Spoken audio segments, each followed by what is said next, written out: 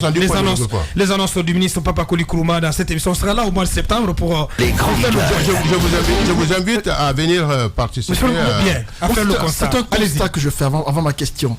Je le dis souvent que j'ai honte parfois quand je circule à Conakry, parce que quand vous comparez Conakry aux capitales de la sous-région, mais il n'y a pas match. On a comme l'impression que on n'est même pas en arrière. On est stagné, on ne bouge même pas. Lorsque vous allez ailleurs, vous voyez qu'il y a... Mais attendez, laisse-moi faire mon constat. Laisse-moi faire mon constat. Ailleurs, ce n'est pas le cas. Attendez, les autres villes africaines, c'est pas la grande propriété. Ailleurs, les quartiers salles. Les quartiers salles. Il y a des villes africaines qui sont très sales aussi. Je ne conviens pas. On parle des plus proches. Dakar, par exemple. Ailleurs, les quartiers salles sont connus. Monsieur le ministre vient de la Côte d'Ivoire, il sait les quartiers les plus sales en Côte d'Ivoire. Et les quartiers propres résidentiels. En Guinée, de 36 à Kaloum, tout est sale. De Kagbele à Kaloum, tout est sale. Et donc, aujourd'hui, c'est quoi la solution magique? Est-ce que monsieur le ministre a des camions nécessaires? Parce que récemment, on a appris qu'il y a des camions Calabrese qui devaient arriver. Combien sont-ils? Et ensuite, quels sont les camions prévus pour l'occasion? La question des moyens, donc. Quels sont les moyens dont vous disposez? C'est pas juste une question de camions. La question, c'est une chose. À quoi ça sert d'avoir les camions si en amenant ces camions chargés au niveau de la décharge, vous n'avez pas de place où décharger ces camions? Le problème reste entier. Il faut dégager. Avec quoi? Avec les moyens. Alors quand nous sommes arrivés, la première question à laquelle nous nous sommes attaqués, c'était de régler le problème des décharges pour qu'elles soient en mesure de recevoir des déchets. Alors il y avait juste un bulldozer qui était au niveau de cette décharge, qui tombait régulièrement en panne, qui tombe en panne chaque 2 heures, chaque 3 heures. Alors qu'est-ce que nous avons fait? À la date d'aujourd'hui, nous avons vu des amis qui ont accepté de mettre leurs machines à la décharge, parce que ce n'est pas tout le monde qui accepte de mettre ses équipements dans une décharge. Dans une décharge, les machines se rongent comme des papiers à cause de l'acidité que les ordures ont. À la date d'aujourd'hui, nous avons 3 bulldozers au niveau de la décharge. 2 travaillent le jour et 1 travaille la nuit. Donc, depuis qu'on a fait ça, le problème est réglé au niveau de la décharge. Il n'y a plus de problème. À quoi nous sommes confrontés aujourd'hui, c'est le problème de points de regroupement. Non, pas de points de regroupement. Et demander aux PME de prendre leur ordure à partir de leur concession et leur mener ça au niveau de la décharge, ce n'est pas possible, ils ne peuvent pas le faire. D'où donc la multiplication des différents points critiques que nous avons à Conakry. À la date d'aujourd'hui, nous sommes en train de recevoir petit à petit quelques conteneurs qui sont déjà arrivés, que nous sommes en train de déployer. Si vous passez aujourd'hui à Yataya, à Fossédé, vous verrez que l'immondice qui était là a disparu. Donc nous avons remplacé par des conteneurs. Imaginez-vous que chaque 1 heure, un conteneur est plein. Donc, on a mis en place un système d'alerte. Une fois que les ordures ont atteint un certain niveau, l'alerte est faite, le camion bouge avec un autre conteneur qui pose le nouveau conteneur, prend celui qui est chargé, il va et décharge et puis se met en attente. Si un autre point A de regroupement, tel que on a besoin d'ouvrir la décharge de Koza, les grandes gueules. Aujourd'hui, on a ouvert, on a fait la place pour un conteneur, nous sommes en train de faire la place pour 2, 3 jusqu'à 4. Donc voilà des solutions que nous allons mettre progressivement pour pouvoir pallier à cette question de décharge. On a vu aussi, pour renforcer ta question, on a vu aussi les camions qui ont été mis à votre disposition, de la disposition de la Guinée par Al-Barak, justement. À quoi ils servent ces camions? Ils sont combien? Al-Barak n'a pas mis. Al-Barak est en train de se préparer à aborder. On a vu des camions au palais du peuple. J'arrive. De quoi il s'agit? Al-Barak se prépare pour son contrat. Nous sommes en train de discuter et les coûts et les moyens pour pouvoir signer le contrat. En prélude à l'exécution de ce contrat, a envoyé un certain nombre d'équipements. Mais si vous discutez des coûts, ça veut dire que le contrat n'est pas signé alors? Non, le contrat n'est pas encore signé. Ils ont toujours été, il y a juste des entreprises adjudicataires de ces contrats. Donc il faut signaler, il faut discuter. J'arrive. Ils ont donc amené un certain nombre de bennes tasseuses. Actuellement, ils sont en train d'essayer dans Conakry 1 et dans Kaloum pour essayer de voir comment est-ce qu'ils peuvent aborder l'ensemble de ces questions. Parce qu'il faut savoir que ce ne sont pas des entreprises qui connaissent ici. Même si on leur donne tous les plans d'aménagement, pour s'adapter, il faut bien qu'ils aient des essais. Donc ils sont en essai à Kaloum, qui donne aujourd'hui très bien. Donc leur camion pour le moment est concentré au niveau de Kaloum. C'est vrai que le président a donné 30 camions bennes à l'Agence nationale chargée de l'assainissement et de la salubrité publique, aujourd'hui, qui assure l'enlèvement quotidien, l'enlèvement de la production quotidienne de ces ordures. À cela, chaque fois que cela est possible, il faut ça toute la journée jusqu'à 18h, 19h. À partir de 20h, on s'attaque au stock qui est resté encore au sol que nous avons trouvé ici. Donc on fait ça progressivement. L'enlèvement de la production journalière et aujourd'hui l'enlèvement du stock existant. Allez-y. Moi j'ai juste besoin de vous poser une question en termes de chiffres. De combien avez-vous besoin et ce que vous disposez maintenant là? Comment on a besoin en termes de quoi? En termes d'argent. En termes de moyens. En termes de il y a déjà 90 millions d'euros de et vous en avez combien? Je vous dis déjà qu'il y a des sociétés, des entreprises qui sont sélectionnées sur la base d'un appel d'offres. Le DAO a été élaboré sur la base de la production quotidienne, mais le DAO ne tenait pas compte du stock existant. Donc ce stock existant, il y a un devis a été fait et nous savons exactement quel est le volume et quelle est la capacité de nos camions. Nous en avons 30 qui fait au total 600 mètres cubes. Si on fait une rotation de 8 par jour, on sait à quoi ça donne. Donc nous avons donc divisé cette, cette quantité de 300 000 mètres cubes sur les 600, combien ça donne. Et nous avons fait une projection et c'est ce que nous sommes en train de mettre en les 90 millions. 90 millions d'euros, on apprend que sont mobilisés. Le quoi? 90 millions d'euros seraient mobilisés. Ces 90 millions correspondent à quoi? Non, mais ce qu'on apprend des sources proches de la primature, vous savez, dans le cadre de la professionnalisation. Non, il faut qu'on s'entende. Pour cet appel d'offres pour la professionnalisation et pour la sélection de ces entreprises, l'enveloppe est de 76 milliards de francs guinéens. C'est loin d'être 90 millions. D'accord? Donc voilà le montant. Et c'est à cela que les entreprises ont soumissionné. Il n'y avait pas qu'Alibarak et Piscini, il y a plusieurs entreprises qui ont soumissionné. Et nous avons regardé les capacités de ces différentes entreprises pour pouvoir répondre à cet appel d'offres. Une sélection a été faite. Donc aujourd'hui, vous confirmez que Piscini appartient à Aminata Touré, la mairesse de Kaloum? Non, moi je ne m'intéresse pas à qui l'entreprise appartient. Je pose la question. Non, si c'est une question, je ne sais pas. Moi j'ai vu une entreprise qui s'appelle Piscini qui ne porte pas Aminata. Donc, ministre pour réussir ce projet, c'est ça, moi. Monsieur, dans un appel d'offres, si vous connaissez bien les principes du marché public, on ne peut pas faire un appel d'offres si on n'a pas les moyens disponibles. Bien, allez-y Antoine. Une question, parce que je voudrais une question par rapport à Al-Bayrak. S'il te plaît, Antoine, s'il te plaît. Allez-y Antoine. Moi j'insiste toujours sur les points critiques ou les points noirs où les citoyens déposent des ordures. On voit par exemple sur l'acte de la route de presse où le terre-plein central est utilisé comme dépotoir d'ordures. Monsieur le ministre, est-ce que vous nous confirmez que c'est l'État qui a autorisé les citoyens à y déposer les ordures? Et qu'est-ce que vous faites pour empêcher que désormais ces terre-pleins centrales ou centraux ne servent pas à des dépotoirs? Oui, vous savez, à un moment donné, il y a eu un gouverneur qui a demandé aux populations, aux citoyens, les matins de sortir les ordures et de les mettre aux abords des voies et que les camions allaient passer chercher. C'est à cela que nous assistons aujourd'hui. Mais nous laissons encore cet état de fait parce que nous n'avons pas encore le point de regroupement. Dès lors qu'on va avoir les points de regroupement et qu'on va pouvoir doter ces points de regroupement des conteneurs et qu'on sera en mesure de mettre les poubelles au niveau des différentes concessions, au niveau des différents carrefours, dans les quartiers, dans les secteurs, je pense qu'on va interdire systématiquement la mise de ces ordures-là aux abords des routes, et nous sommes en train de mettre en place une brigade de salubrité publique qui va veiller justement au respect de ces consignes qui vont être données aux citoyens, en plus de la formation bien sûr.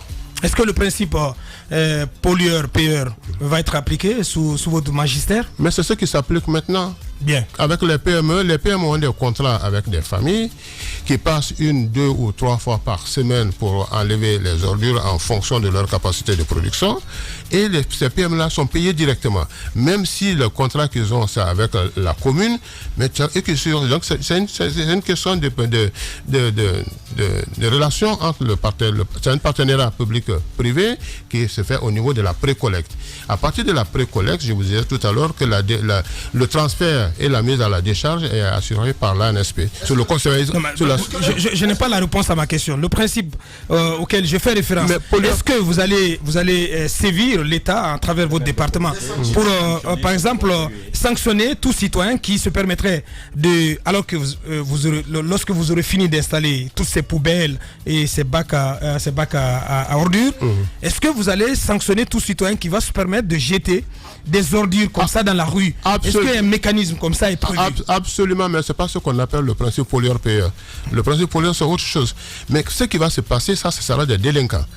Et les contraventions sont prévues dans le code de l'hygiène et de la santé, dans le code de l'environnement. Tout ça est connu. Voilà justement pourquoi nous sommes en train de mettre en place cette brigade de salubrité qui va sévir contre toute personne qui fera atteinte à l'environnement. Bien, dernière question sur l'assainissement avant de passer à la politique. Ouais, je voudrais le ramener sur quand même ce contrat que vous donnez donc à Al Bayrak. Vous avez dit qu'il y a un appel d'offres. Je ne sais pas, est-ce que vous avez trouvé que c'était déjà fait, ou alors c'est vous en tant que ministre qui avez lancé, n'est-ce pas, cet appel d'offres, et c'était quand? Parce que tout ceci, nous ne sommes pas très au courant, c'est aujourd'hui nous l'apprenons, et c'est bien Al Bayrak, lorsqu'on en parle, on voit le port derrière, on voit beaucoup de choses derrière. Est-ce que c'est pas encore une fois un contrat de gré à gré, comme ce fut le cas pour le port? Bon, je crois qu'il y a un nom pour ce qu'on appelle contrat gré à gré, et il y a un nom pour ce qu'on appelle appel d'offres. Je vous dis bien qu'il s'agit d'un appel d'offres, un DAO qui a été élaboré, auquel les gens ont souscrit, et une sélection a été faite. C'est le ministère de l'assainissement qui l'a lancé. En bonne et due forme. À l'époque, l'Agence nationale de la salubrité relevait du ministère de l'administration du territoire. Donc l'administration est une continuité, même si je prends en cours et je m'approprie de la question. Alors, bien. Pour parler politique, on va s'intéresser à la politique. Pour parler politique à présent, monsieur le ministre, moi je vais commencer directement par cette velléité de nouvelle constitution ou de troisième mandat. On a écouté le premier ministre qui a dit qu'il répond doublement oui pour la nouvelle constitution et que par conséquent tout le gouvernement qu'il a fait, comme on appelle, un tour de table en quelque sorte, que tous les membres du gouvernement accompagnent cette volonté. Êtes-vous de cela? Est-ce que vous confirmez ici les propos du ministre? Du Premier ministre, autant pour moi. Est-ce que vous êtes pour la modification ou pour la nouvelle constitution? J'ai même honte quand je vous écoute. Parce que vous parlez de vérité déjà, avec une taxation, je ne sais pas. On ne taxe pas. La taxe, ça lui fait de penser que c'est une velléité. Où est la velléité? Il n'y a pas de velléité. Non, mais quand il a question... Vous avez dit, on nous a dit qu'il n'y a pas de projet de nouvelle constitution. J'arrive, mais je crois que si vous suivez bien l'actualité politique, et quand vous sortiez de ce studio, vous verrez que depuis longtemps, moi, je me suis prononcé sur la question. Je disais que moi, je ne me mets pas dans un débat. En fait, monsieur le ministre, vous me laissez, Mohamed Ali, s'il te plaît. Allez-y. On se calme, monsieur le ministre. Voilà, donc, quand ça s'est fait, quand je l'ai dit, j'ai dit que je n'en fais pas un débat sur cette question de troisième mandat parce que c'est utopique de penser à un troisième mandat. C'est pas possible, c'est anticonstitutionnel. Donc on ne peut pas se mettre à imaginer ce qui n'est pas imaginable et à prendre comment on appelle ces imaginations pour des réalités. Moi je ne suis pas pour. Par contre, si le président de la République veut présenter une nouvelle constitution, je ne vois pas ce qui le bloque. Je ne vois pas ce qui le bloque et je ne vois pas quel est le fondement. Une nouvelle constitution qui peut lui permettre de solliciter un mandat de plus. Vous y serez favorable? Non, une nouvelle constitution qui peut lui permettre de solliciter un mandat de plus. Et c'est de cela qu'il s'agit. Donc je pense qu'on peut pas... Et si c'était de cela qu'il s'agit?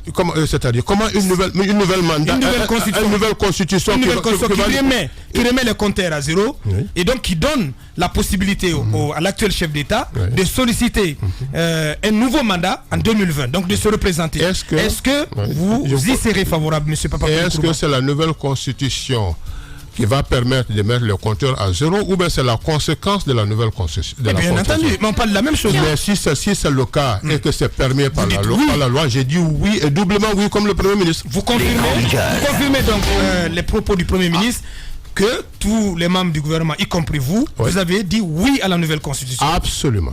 Doublement oui. Doublement oui. Moi, tu peux me droit, peut-être même triplement. Dans ce cas, il n'avait pas à avoir honte de ma question. Non, c'est le mot velléité. Mais pourquoi Velléité, déjà, c'est une taxation. Je vais poser la question autrement. Allez-y, ministre. Oui, allez-y, vous êtes président des partis politiques, vous avez été dans l'opposition. Est-ce que vous souhaiteriez voir Alpha Condé président après 2020? Et à partir de quoi? Non, mais c'est une question. Mais moi aussi, je lui pose la question. Mais non, ne posez pas des questions. Oui, mais non, la question est simple, il ne faut pas contourner. Non, mais je réponds aux questions quand on me la pose. Mais on ne veut pas poser une question induite, il faut que la question soit claire pour que je réponde. D'une manière ou d'une autre. D'une manière ou d'une autre. Et qu'est-ce qui l'empêcherait? Parce que vous devez répondre aux questions. Alpha Condé, président de la Guinée, au-delà de décembre 2020. Si la loi autorise qu'il soit candidat aux élections à partir de 2020, je dirais oui. Pourquoi pas? Alors, est-ce que vous irez en forêt pour battre campagne pour la nouvelle constitution qui permettrait donc à Alpha Condé d'avoir un 3e mandat? Pourquoi vous taxez seulement la forêt? Dites-moi que si je me battrais pour une nouvelle constitution. Je me battrais pour cette initiative d'une nouvelle constitution. Vous avez quitté l'opposition républicaine et aujourd'hui, il y a un front qui est né, le FNDC, auquel appartient la plupart des partis qui étaient alliés à vous hier. Que pensez-vous de la naissance du FNDC, dans lequel se trouvent vos anciens pairs et également des structures de la société civile? Mais le FNDC, c'est le dynamisme de la politique. Je ne vois pas pourquoi je vais m'opposer à la création de NFDC. Au contraire, moi je pense qu'il crée le débat. Donc c'est dans ce débat que nous devons nous inscrire, nous aussi en y opposant une structure bien élaborée, une structure constituée des partis de la mouvance et de tous les mouvements de soutien qui soutiennent l'initiative d'une nouvelle constitution.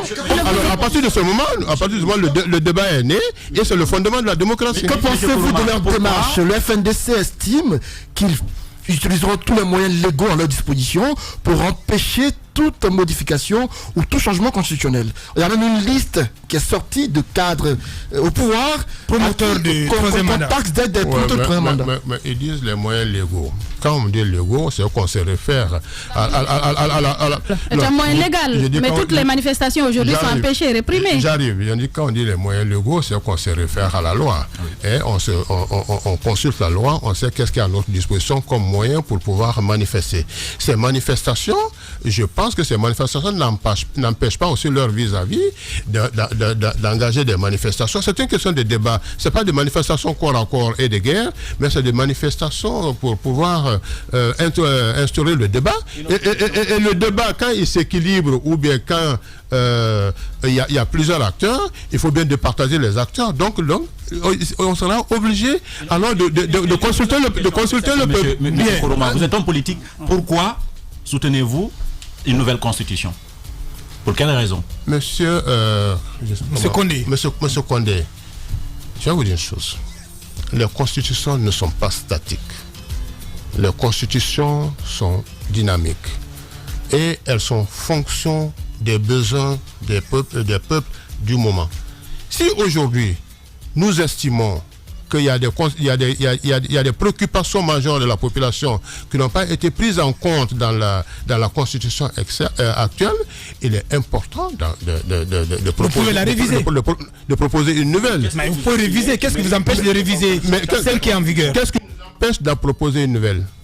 Parce qu'on peut réviser. La loi, quelle est la loi qui empêche de proposer une nouvelle? Parce qu'il y a une révision avant une nouvelle. Quelle loi vous autorise? Mais ce qui n'est pas interdit ne peut pas être empêché. Moi, je vais quand même vous poser une question. C'est un principe fondamental que tout le monde connaît. La loi parle des interdits, mais ce qui n'est pas interdit n'est pas... Alors, monsieur le ministre, dernière question. Oui, moi je vous ai quand même écouté. Hein. Vous avez donné deux réponses ici, tout à fait différentes. La première, c'est que vous dites, vous êtes contre le 3e mandat. Mais lorsqu'on vous a posé la question, lorsque une nouvelle constitution permet au président de la République de briguer un autre mandat, est-ce que vous êtes pour? Vous avez dit oui. J'ai envie de comprendre. Est-ce que si vous n'étiez pas ministre d'État de ce gouvernement, vous auriez dit oui à une nouvelle constitution Parce qu'il y a pas et à longtemps, un mandat de c'était plus pour le président de la l'opposition. République. Je l'ai dit quand j'étais encore dans l'opposition. Allez aux archives, tout à l'heure quand je sors, je vais vous envoyer les copies. Moi, j'ai dit qu'on ne peut pas empêcher le président de la République de proposer une nouvelle constitution au peuple. Ceux qui ne voudront pas diront non. Ceux qui le veulent diront oui, parce que quand je parcours, moi, la Constitution, je ne connais pas parfaitement bien, je ne suis pas juriste, mais j'ai au moins quand même le sens et la notion de la logique. Et je ne vois pas quelque part où il est interdit au président de la République de proposer une nouvelle Constitution. Et par contre, quand on parcourt la même Constitution, on dit que nul ne peut exercer 3 mandats. Alors, donc les réponses ne sont pas différentes. Monsieur Papa Koli Kourouma, ministre de l'assainissement et de l'urbanisme, le débat ne peut jamais prendre fin. On va le soumettre à ces 2 petites rubriques. Les grandes gueules. Le jeu des photos. Une perception. Une idée. Un mot. Pour définir un leader d'opinion. Une personnalité politique guinéenne. Bien, on va vous proposer à l'écran les photos de quelques personnages publics, et vous allez nous dire ce que vous pensez de ces personnages. On commence par vous, Jacques Lewaleno. Amadou Damaro Camara. Amadou Damaro Camara, il est le... En 2 mots. Il est député et c'est le président de la majorité au sein du Parlement. On connaît ça. Comment vous le qualifiez en 2 mots? C'est mon frère. Et je pense qu'il joue bien son rôle. Allez-y, madame. Cheikh Sako. Cheikh Sako, il a été ministre de la Justice, garde des Sceaux. Il vient de rendre démission. Nous respectons sa volonté. Le conseil d'ailleurs avait pris acte de sa démission. Et un nouveau a été... Il y a un intérimaire qui est nommé. Mohamed Ali. Ahmed Kourouma. Ahmed Kourouma, c'est le vice-président du parti groupe. Vous êtes sur la même ligne? Absolument. Antoine. Makanela Kake. Makanela Kake, Alucène sont mon jumeau. Et nous sommes sur la même ligne. C'est le Dalin Diallo. C'est le Dalin Diallo est le chef de file de l'opposition, un frère à moi. Et nous pensons qu'au-delà de nos positions politiques, nous avons les relations de fraternité qui continuent à régner. Dadis Camara. Dadis Camara, c'est mon frère. Sekouba Konaté. Sekouba Konaté, il a été président de la transition. Et ce que vous ne savez pas est que Sekouba Konaté et moi, nous avons les mêmes grammaires. Toumba Diakité. Toumba Diakité a été garde-corps d'Adis, qui à un moment donné a failli à son rôle. Aujourd'hui, il est à la maison centrale. Je pense qu'il est en train, peut-être qu'il est en train de regretter ce fait, parce que je vous informe que j'ai pris le même avion que Toumba de Dakar à Conakry, et je crois qu'il est aujourd'hui dans le regret total. D'un exercice. Les grandes gueules. La minute, oui ou non. Un feu roulant de questions avec une seule réponse possible. Oui ou non. Langue de bois, s'abstenir. Il est un habitué de cet exercice. Oui ou non, monsieur le ministre? Première question. Oui ou non, sans politique de traitement des déchets, quelle que soit la solution que vous proposez, ce sera un échec. Absolument, oui. Oui ou non, si le président de la République vous offrait l'opportunité, s'il pouvait vous écouter, vous lui diriez de faire 2 mandats et de partir? Non. Oui ou non? Non. Vous ne le diriez pas? Non. Oui ou non, vous allez donc lui dire de faire un autre mandat? Je lui dirais de proposer la nouvelle constitution. Ben non. Oui ou non, vous allez lui demander, vous allez lui conseiller? Non, je ne le conseillerais pas. De faire un 3e mandat? Non. Oui ou non? Je ne comprends pas. Allez-y. Je ne le conseillerais pas de faire un 3e mandat. Non. Allez-y, Mohamed Ali. Oui ou non, si vous échouez en tant que ministre de l'assainissement, vous n'accepterez plus d'être ministre dans ce pays, puisque ce n'est pas votre première fois. Ben, ce n'est pas qu'en échouant d'être à l'assainissement que je peux échouer aussi en étant peut-être à l'environnement. C'est pas possible, c'est pas mon échec à l'assainissement qui va me faire échouer peut-être ailleurs. Non. Antoine. Oui ou non, vous serez en première ligne des campagnes pour le référendum? Absolument. Oui ou non, le fait d'être parti à l'opposition était une façon de mettre la pression sur le PRAC pour qu'il vous ramène dans son gouvernement comme il vient de le faire? Non. Oui ou non, vous avez trahi la cellule de l'Indalo et l'opposition républicaine? Non. Oui ou non, vous n'avez pas été convaincant dans cette émission sur le volet politique? Très convaincant. Oui ou non, c'est du népotisme que d'avoir fait nommer la fille de votre frère jumeau auprès de vous en tant que DAF? Non, et je n'ai aucun regret par rapport à ça.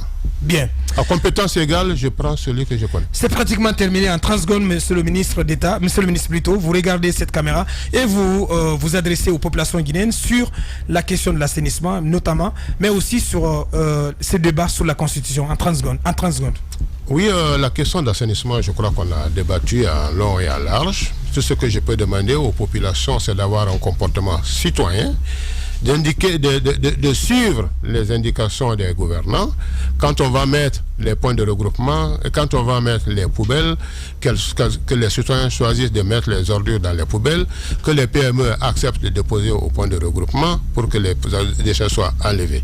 Et ce que je peux dire sur le plan politique, tout à l'heure, plusieurs questions ont été posées, mais personne n'a encore. Je vois des juristes qui défilent ici, mais personne n'est capable de me dire quels sont les fondements qui justifient aujourd'hui que le président de la République ne peut pas présenter une nouvelle constitution. Je me pose la question. Mais quand je me parcours, comme je vous le disais, je ne vois rien qui empêche le président de la République de proposer une nouvelle constitution. Ceux qui voudront diront oui, ceux qui ne voudront pas diront non.